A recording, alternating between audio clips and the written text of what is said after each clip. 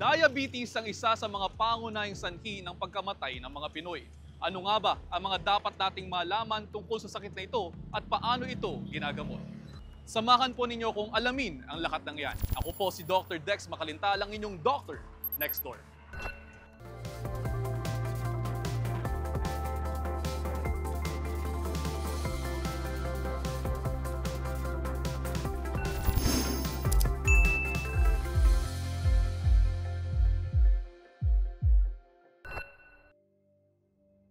September 2023, nalaman ni Mark Kenneth na buntis ang kanyang asawa sa kanilang pangalawang anak. Pero ang sayang naramdaman, natabunan ng takot at pangamba nang ma-diagnose siya ng isang sakit. Bilang ama, excited po ako noon that time. Nag-change po ako ng lifestyle ko for the sake of our family.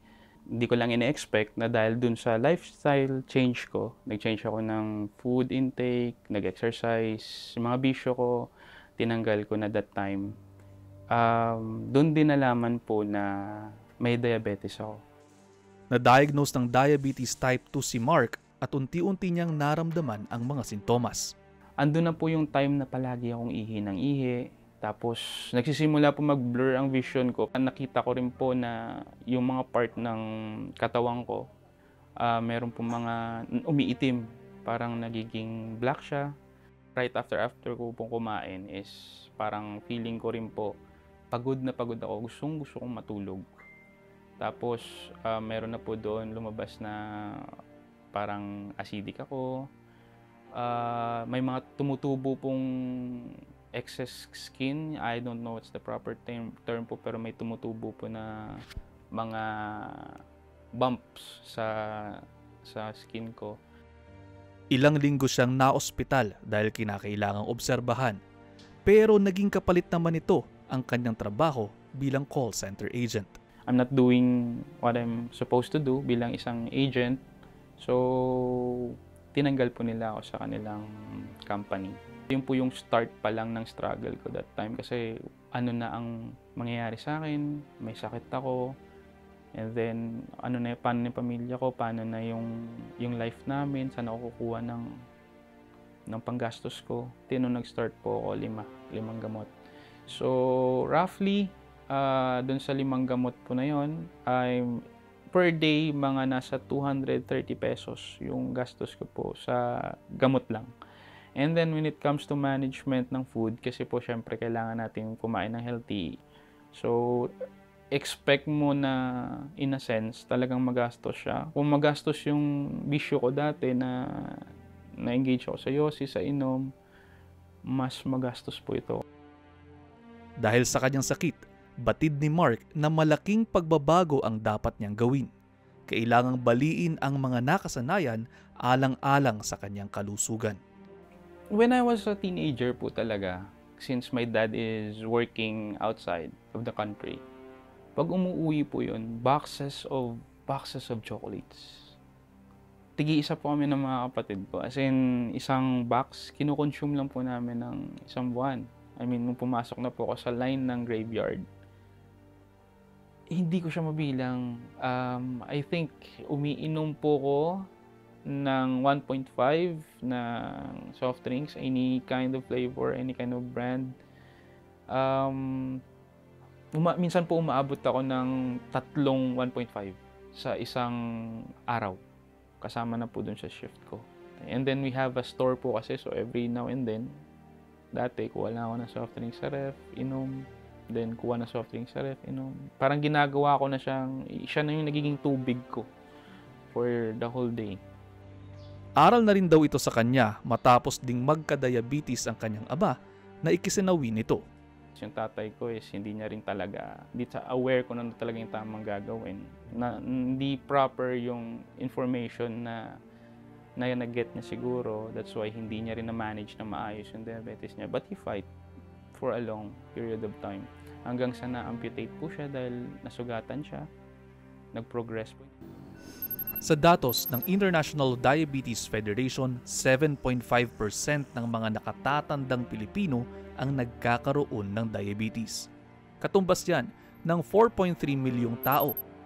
Sa tala naman ng Philippine Statistics Authority o PSA, 6.3% ng mga namatay noong 2022 ay namatay dahil sa diabetes. Katumbas yan ng 41,288 na tao. Nagkaroon man ng pandemya ng COVID-19, mas marami pa rin ang namamatay dahil sa lifestyle-related diseases tulad ng diabetes. Pangapat, ang diabetes sa nangungunang sanhi ng pagkamatay sa bansa, kasunod ng sakit sa puso, cancer at cerebrovascular disease. So diabetes is a condition na kung saan yung blood levels ng sugar ay mataas. Nangyayari ito pag obese or overweight, nagkakaroon ng insulin resistance. Kapag nagkaroon ng beta cell failure, yung pancreas natin hindi na naglalabas ng adequate amount of insulin to control the blood sugar. Or yung liver natin tuloy-tuloy na naglalabas ng asukal kahit na during the fasting state. Type 1, yun yung nangyayari usually sa mga bata but meron ding nangyayari sa matatanda na kung saan yung pancreas nila hindi na naglalabas ng insulin. So for these patients like autoimmune type of diabetes, kailangan talaga nila ng insulin. Their diabetes cannot be managed with oral medications. Type 2, usually associated with lifestyle problems, metabolic syndrome. They are usually obese, overweight, hypertensive.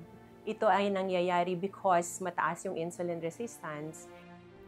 Nauuwi ito sa matinding komplikasyon kapag hindi naagapan, gaya ng stroke, heart disease, kidney failure, pagkabulag, pagkawala ng pakiramdam, skin disease, fungal infection at amputation. And then, Doc, kapag nandiyan yung mga sintomas, usually the patients come in for consult. Paano natin nakukonfirm na, diabetic ka na talaga, ito na yung mga dapat mong gawin? I would recommend regular screening, especially if you have family history of diabetes. We have to screen you early on kasi parameters are in the blood. Kasi pwedeng asymptomatic ka, wala ka nararamdaman, and if you don't get screened early enough, hindi mo malalaman. Insulin resistance has been associated with increase in the fat depot in the body. Kasi para siyang, yan yung parang, the more fat cells you have in the body, the insulin resistance gets bigger and bigger. So kapag mas mataba, so mas maraming fat cells. Yeah, mas maraming fat cells. Mas maraming fat cells. So it's not just about carbohydrates. Basically, when you're eating a lot of carbohydrates, that can lead to obesity and to being overweight. So kung kumakain tayo ng mas madami, tataas yung blood sugar natin, magko-compensate yung pancreas, tataas ang insulin, and the insulin will drive the glucose into the cell. And insulin is an anabolic hormone. So talagang magigain tayo ng weight. So nandun siya, Doc, to qualify, sobrang carbohydrates. Yeah, sobra. Kasi kailangan mo rin naman ng carbs. So yung mga pasyente, I would discourage them from eating only fat and protein because magiging ketogenic na yon. It's not normal. It's not part of the normal physiology to be always in the ketogenic state. Yan. For the record lang kasi laging nadidiskusyon yan eh. Yeah. We also have to qualify the bad sugar. Yeah, the bad sugar. Yes. Yeah, yung mga refined simple sugar. So, kasi yung complex carbs, kailangan natin yon, like yung rice. So, sasabihin, bawal po ba ang rice? Bawal ang sobrang rice. Oo. Only rice, bawal. Oo. You change your lifestyle because no amount of good medicine, even naka-insulin na yan, if the diet is very bad and they are very sedentary, so you cannot control that. Mas naging disiplinado ngayon si Mark pagdating sa kanyang kalusugan. Bukod sa pagkain ng masustansya, regular na rin siyang nag-eehersisyo at minomonitor ang blood sugar level. Right now po, I'm happy to announce na yung doctor ko po sinabi niya na okay na daw po yung fatty liver ko. Uric acid is well maintained kahit wala pong gamot. Maliban po doon, yung gout na-manage naman na po siya. Nakatulong din ang kanyang pamilya para manatiling positibo sa buhay sa kabila ng sakit. Malaki ang pasasalamat ko at alam kong mahal nila ako. It's because hindi nila ako pinabayaan. Kahit na ganun na yung nangyari sa life namin. Para magbigay ng inspirasyon sa mga kapwa niyang may diabetes, ibinabahagi niya ang kanyang karanasan sa pamamagitan ng paggawa ng social media content. Alam ko marami pang mas may malalang sakit sa amin, na mas bata pa na nagkaroon sa amin. So, who am I to complain? Kung binigay sa akin itong pagsubok na to sa life ko. Kaya doon ko po naisip na why not? Kasi libre naman yung internet. Libre naman yung gumawa ng video. It's just your time that will, and your effort na mako-consume pag gumawa tayo ng content. Sa ating pagbabalik, may isang uri ng diabetes na maaaring tumama sa mga nagbubuntis. Alamin, dito lang sa Doctor Next Door.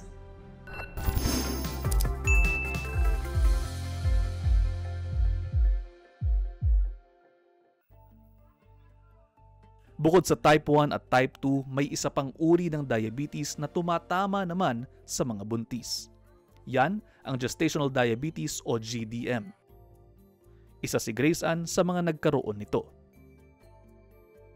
Paano mo nalaman na may gestational diabetes ka? Na-require po ako ng OB ko to take the OGTT test, yung glucose test po. So after the result po nun, na-check nung OB ko na tumaas yung second hour. So, Gano'ng kataas? Nakalimutan ko na po, Dok, kasi ang tagal na po. Parang 0.77 lang yung taas niya. Pero counted as elevated na daw po yun. Tapos meron ka bang naramdaman na sintomas ng gestational diabetes noon? That time kasi, since I was pregnant, ang nafe-feel ko talaga, ihi ako ng ihi. Pero OA yung pag-iihi ko talaga. Paano OA? As in, magsi-CR ka, tapos magsi-CR ka na naman ulit. So, sobrang uncomfy niya. And mas nagkikrave ako sa mas matatamis. Siguro kasi first trimester ko din, Dok, mas more on matatamis talaga yung cravings ko and malalamig na pagkain. Labis na pangamba ang naramdaman ni Grace Ann na baka makaapekto ang pagkakaroon niya ng gestational diabetes sa kanyang dinadalang sanggol. So I'm really thinking about my baby sa loob and yung, lalo na pag manganganak na ako, kasi delikado. Parang pwede rin siya maka-affect dun sa mental ng baby. Yun yung na-research ko about that. So kaka-research ko, inisip ko na pag nagpasaway pa ako, ang mangyayari, pwedeng maka-apekto yun sa baby ko and also sa panganganak ko. Pwedeng hindi ako manormal. Dito sa Pilipinas, itinuturing itong isa sa pinakadelikadong kondisyon sa mga nagbubuntis. Gestational diabetes, as the name is implies, it's gestational, so it's during the pregnancy, no?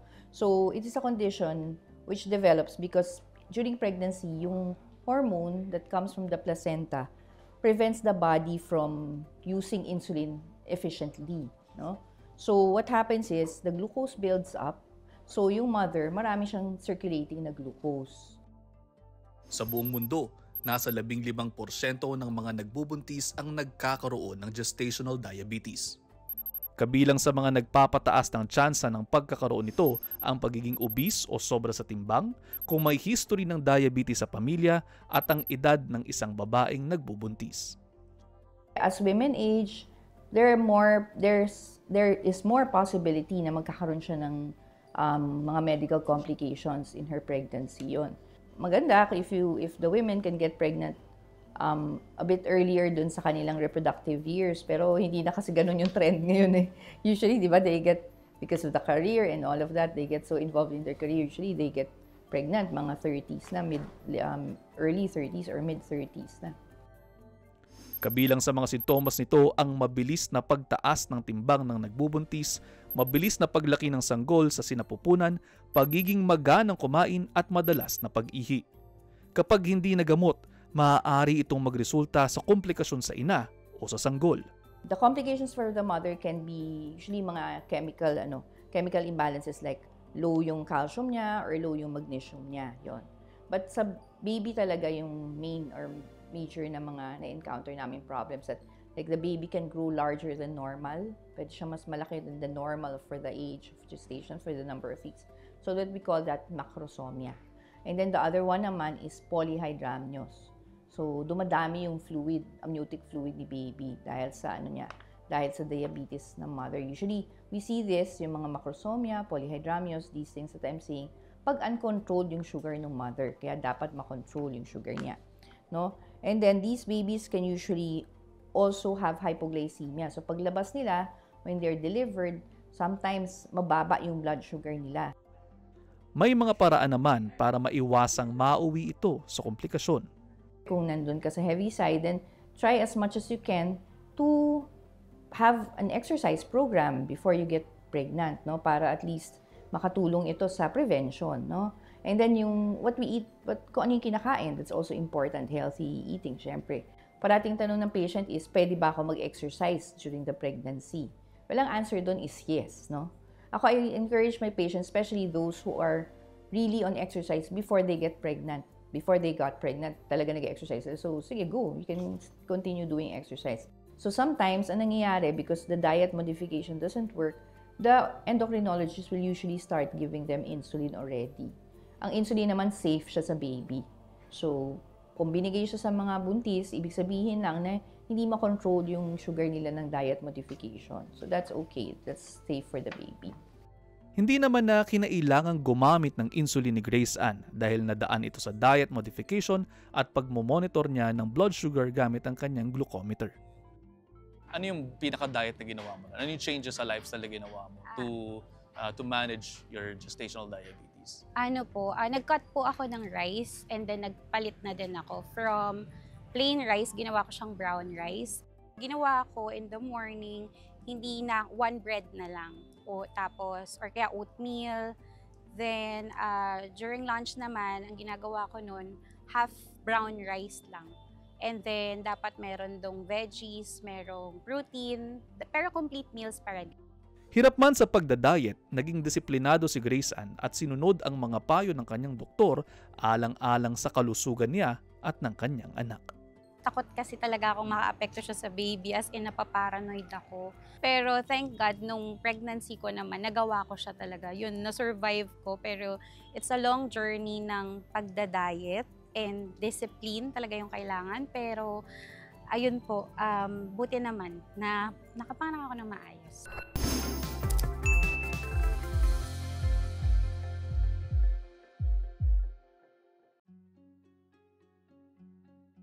Ang sakit na diabetes pwedeng mauwi sa chronic kidney disease o CKD.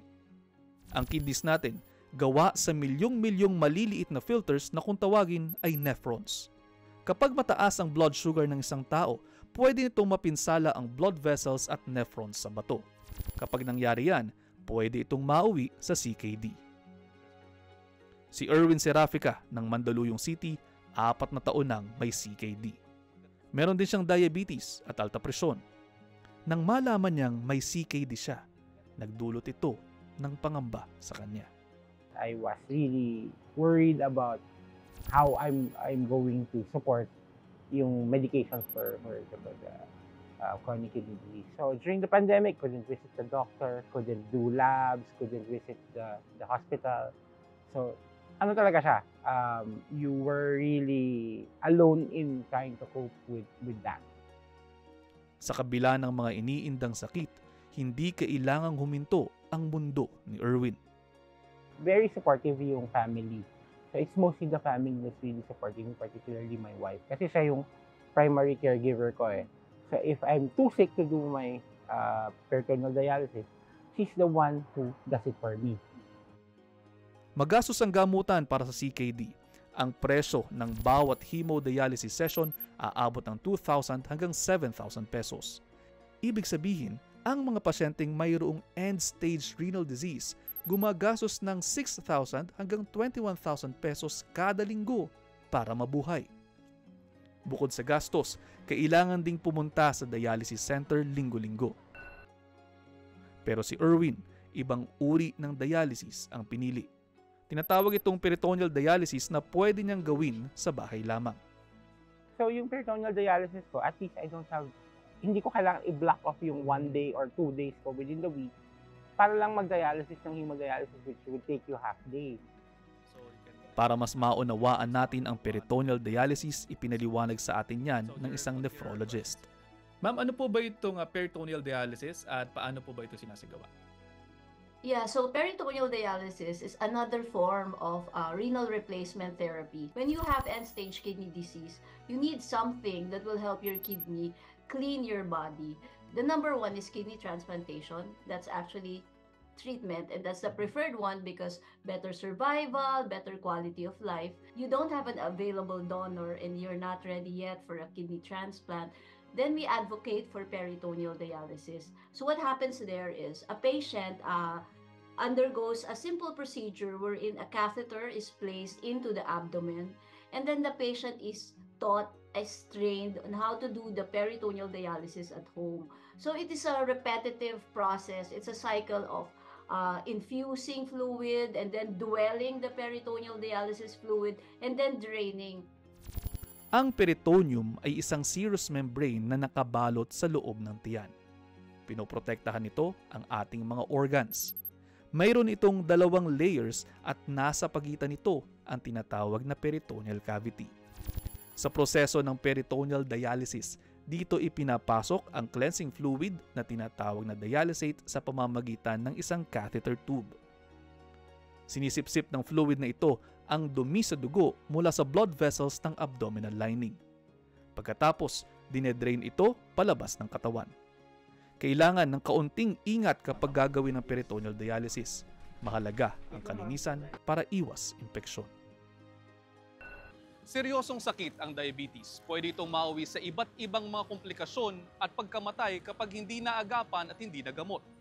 Tamang nutrisyon, tamang kaalaman at malusog na pangangatawan ang kinakailangan para labanan ang sakit na ito. Hanggang sa muli, ako po si Dr. Dex Makalintal, ang inyong kaagapay sa kalusugan at ito ang Dr. Next Door.